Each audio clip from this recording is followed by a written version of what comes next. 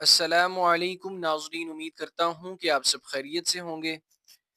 الحمدللہ رب العالمین والصلاة والسلام علی سید المرسلین، اما بعد فاعوذ باللہ من الشیطان الرجیم، بسم اللہ الرحمن الرحیم۔ سب سے پہلے میں یہ گزارش کروں گا جو احباب چینل پر نئے ہیں وہ چینل کو سبسکرائب کر دیں، اور پچھلے سابقہ اسباق جو ہیں پہلے آپ انہیں سیکھیں، اس کے بعد تختی نمبر 13 تشدید والی تختی اس کے بعد آپ سیکھیں۔ سابقہ اسباق جب آپ پڑھیں گے تو ہی آپ کو اگلے اسباق کے بارے میں آسانی سے سمجھ آئے گا۔ سابقہ اسباق کے لنک ہم نے ڈسکرپشن میں دیے ہوئے ہیں، آپ وہاں سے ان تمام سابقہ اسباق کو سیکھ سکتے ہیں۔ تو بڑھتے ہیں اپنے سبق کی جانب۔ بسم اللہ الرحمن الرحیم۔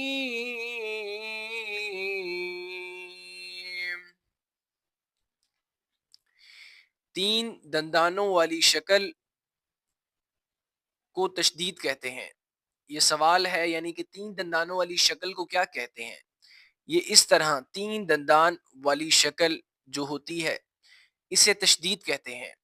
جس بھی حرف پر یہ آ جائے، جیسے یہ تا پر ہے تین دندانوں والی شکل، اسے تشدید کہتے ہیں۔ یہ تین دندانوں والی شکل اکیلی جو ہے یہ تشدید ہے۔ جس حرف کے اوپر یہ آ جائے اسے پھر مشدد کہا جاتا ہے، یعنی کہ تین دندانوں والی شکل کو تشدید کہتے ہیں، جس حرف پر تشدید ہو اسے مشدد کہتے ہیں۔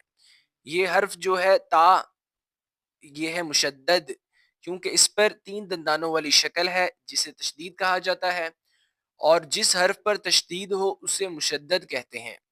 مشدد حرف کو دو مرتبہ پڑھیں گے، ایک مرتبہ اپنے سے پہلے والے متحرک حرف سے ملا کر، اور دوسری مرتبہ خود اپنی حرکت کے مطابق ذرا رک کر، جیسے عبد تم، رک کر، تا پہ دبانا ہے، تھوڑا سا رکنا ہے، تا کو دبا کے پڑھنا ہے، کیونکہ یہ تشدید ہے، اس پر یہ حرف مشدد ہے، تشدید والا حرف ہے، تو اسی لیے اس کو دبا کر پڑھنا ہے، اور تشدید والے حرف کو مشدد کہتے ہیں۔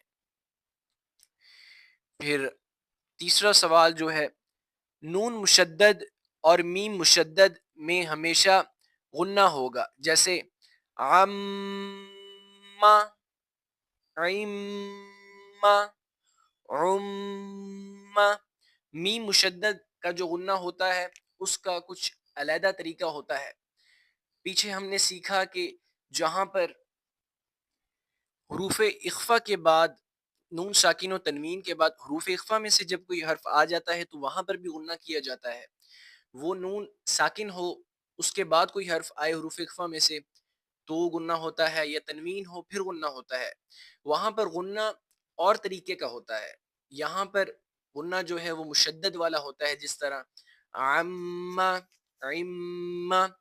اس میں ہوتا ہے غنے کے معنی ناک میں آواز لے جانا ہے، غنے کی مقدار ایک الف کے برابر ہونی چاہیے، یعنی کہ ایک الف کی مقدار جو ہے وہ غنے کی ہے، تو ہم نے ایک الف کی مقدار کے برابر ہی غنہ کرنا ہے۔ آگے آ جاتا ہے جب حروف قلقلہ مشدد ہو تو انہیں جماؤں کے ساتھ ادا کریں۔ حروف قلقلہ جب مشدد ہوتے ہیں تو انہیں اس طرح پڑھا جاتا ہے، اط، ات، ات۔ پیچھے جو تھا وہاں ہم نے قلقلہ اس طرح کیا تھا، اط، ات، ات۔ یہاں پر قلقلہ ہم نے کرنا ہے، اوپر مشدد حرف ہے اسے دبا کر پڑھنا ہے، اط، ات، ات۔ اس طرح قلقلہ کرنا ہے۔ پھر آگے آ جاتا ہے قلقلہ کرنے کا طریقہ، وہ بتا رہے ہیں۔ پہلا حرف متحرک، دوسرا ساکن، تیسرا مشدد ہو تو اکثر مرتبہ، ہمیشہ نہیں اکثر مرتبہ ساکن حرف کو چھوڑ دیں گے اور متحرک حرف کو مشدد حرف سے ملا کر پڑھیں گے، جیسے عبد تم، یہ درمیان والا جو ساکن حرف ہے اس کو چھوڑ دیں گے، با کو ڈائریکٹ تا کے ساتھ ہجے جب ہم کریں گے تو دال پڑا جاتا ہے، جب ہجے کے بغیر ہم پڑھیں گے تو عبد تم، بعد میں یہ بن گیا عبد تم، یہ دال بیچ میں سے نکل گیا، تو ساکن حرف کو نکال دیں گے، عبد تم پڑھیں گے۔ اس سبق میں تشدید کی مشق کے ساتھ ساتھ ملتی جلتی آواز والے حروف میں واضح فرق کریں، یعنی کہ حروف قریب الصوت تا، قا، زا، دال، ان حرفوں کا بھی ہم نے فرق واضح کرنا ہے۔ تو بڑھتے ہیں اپنے سبق کی جانب۔ حمزہ تا زبر ات، تا زبر تا، ات تا۔ حمزہ تا زیر ات، تا زبر تا، ات تا۔ حمزہ تا پیش ات، تا زبر تا، ات تا۔ حمزہ طا زبر اط، طا زبر طا، اط طا۔ حمزہ طا زیر ات، طا زبر طا، ات طا۔ حمزہ طا پیش ات، طا زبر طا، ات طا، اط طا، ات طا، ات طا۔ حمزہ زا زبر از، زا زبر زا، از زا۔ حمزہ زا زیر از، زا زبر زا، از زا۔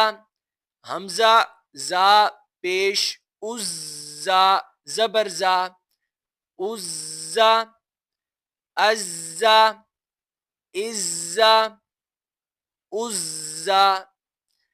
حمزہ ذال زبر اذ، ذال زبر ذا، اذ ذا۔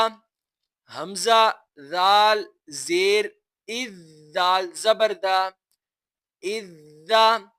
حمزہ ذال پیش اذ، ذال زبر ذا، اذ ذا، اذ ذا، اذ ذا، اذ ذا۔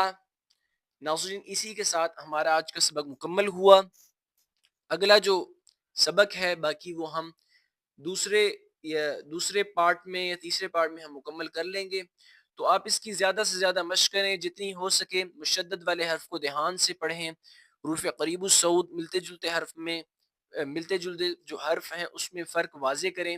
یہ جو اوپر تعریفات آپ کو بتائی ہیں انہیں پڑھیں، سیکھیں، سمجھیں، سمجھ کر پھر ان حرفوں کے اوپر اپلائی کریں۔ جب آپ ان پہ اپلائی کریں گے تو ہی یہ تعریفات آپ کو بہتر طریقے سے یاد ہو سکتی ہیں۔ اپنا بہت سارا خیال رکھیے گا، انشاءاللہ اگلے سبق میں حاضر ہوں گے۔ السلام علیکم ورحمۃ اللہ وبرکاتہ۔